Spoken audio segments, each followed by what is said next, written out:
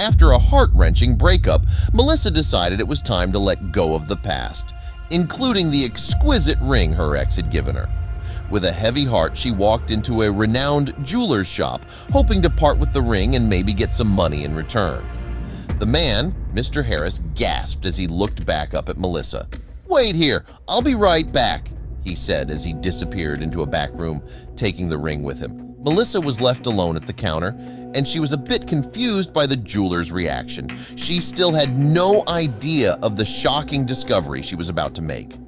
Minutes later, she heard footsteps coming closer and closer until he finally reappeared on the doorstep again. "Miss Melissa, I hope you don't mind, but I have to ask you a personal question. Where did you get this ring?" He looked her right in the eyes, and he had a very serious look on his face, almost strict even. "My ex-boyfriend gave it to me a few years ago," she replied. She explained that they weren't together anymore, and she thought it was time to get rid of this ring. "Very well, I see," Mr. Harris replied as he scratched his head. "Do you happen to know where he got this ring?" he asked, carefully formulating his question. Melissa shook her head and told him she had always assumed he had bought it at a jewelry store. Suddenly, she heard Mr. Harris say, "Thank you so much for coming right away. That's her, right there." She was surprised and she didn't understand what was happening for a moment, and then she finally noticed the man in the police suit. "Ma'am, I'm afraid you have to come to the station with me." Melissa couldn't believe what she was hearing. "What? Me? Why? I haven't done anything!" she exclaimed. However, the officer wouldn't listen to her and he was very insistent. "And for clarification, I am not arresting you yet. I am just taking you to the station to ask you some questions. If you can prove you haven't done anything wrong, we will let you go. But you're going to have to convince us all if you want that to happen." Melissa's eyes filled with tears as she followed the cop to his car and took a place in the back seat.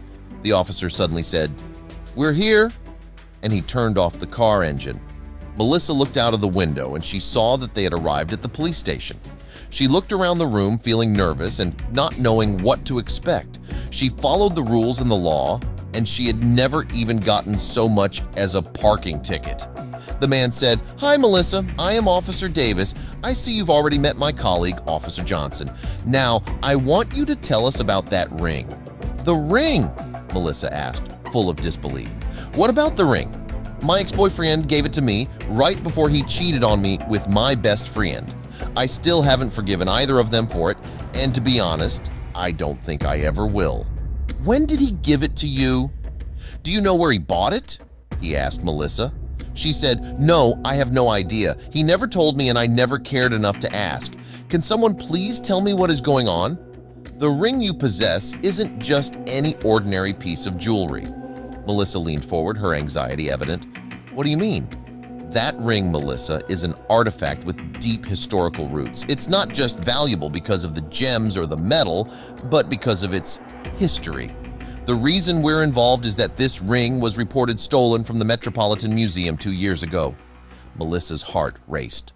"Stolen? But how did it end up with me?" she stammered.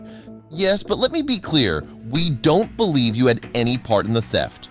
Your reactions, your genuine confusion, it all points to your innocence. However, we need to find out how this ring ended up in your possession. It's crucial to solve this mystery and bring the real culprits to justice." Melissa nodded, determined to help in any way she could. Melissa hesitated, then began recounting certain incidents. There were times when Steve would disappear without explanation. He had a small collection of antiques, always vague about their origins. Gathering her courage, Melissa looked the officers in the eyes. "I think Steve knows more than he ever let on." "We need a confession, something concrete," Officer Johnson stated. "What if we set up a meeting? Wire Melissa, get her to talk to Steve and see if he spills anything." Melissa felt a whirlwind of emotions.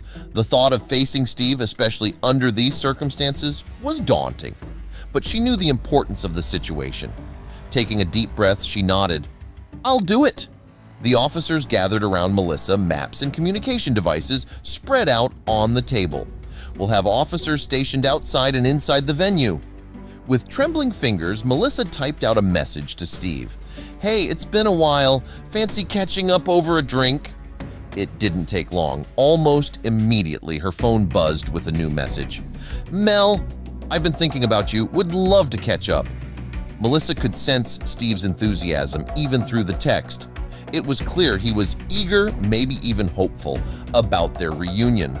The dim lighting of O'Malley's cast a nostalgic glow as Melissa spotted Steve at the bar.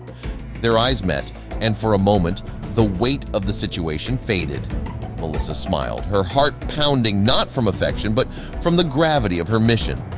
They chatted about work, friends, and the latest movies, with Melissa laughing at his jokes and sharing stories, all the while playing the part of the interested ex-girlfriend. In their covert positions, the officers listened to every word exchange between the pair.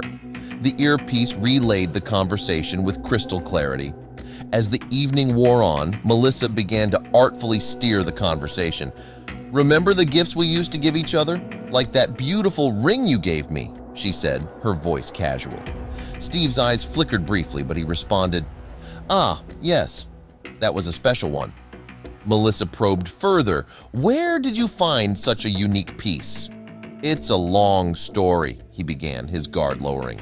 "Melissa," he began, his voice shaky, "it's not as simple as just buying it from a store." He seemed to be wrestling with himself, torn between revealing the truth and keeping his secret. "I didn't buy it, I took it." His eyes met Melissa's, filled with a mix of regret and desperation. "It was a mistake, a moment of madness. I thought it would impress you, show you how much I cared." He looked down, waiting for her reaction. But before Melissa could respond, the calm ambiance of the bar was shattered. The doors burst open with a loud bang, causing other patrons to turn in shock. "Steve Thompson, you're under arrest," Officer Davis declared, handcuffing him. The bar was filled with murmurs and gasps as Steve, still in shock, was led away, realizing the gravity of his confession. Inside the stark, cold interrogation room at the police station, Steve sat across from Officers Davis and Johnson. "It was years ago," he began, his voice shaky. "I thought the ring would be my ticket to a better life." He detailed the planning, the execution, and the aftermath of the theft. Back in the present, Steve's eyes glistened with tears. "I never imagined the weight this ring would carry," he admitted, his voice choked with emotion. The courtroom was packed as Steve's trial concluded. The evidence against him, especially his confession, was irrefutable. Steve was found guilty of theft and sentenced to several years in prison. Determined not to let the past define her, Melissa made a conscious decision to move forward. She began attending therapy, embracing her newfound freedom. Melissa took up activities she'd always wanted to try. Her single life became an adventure, filled with new experiences and discoveries.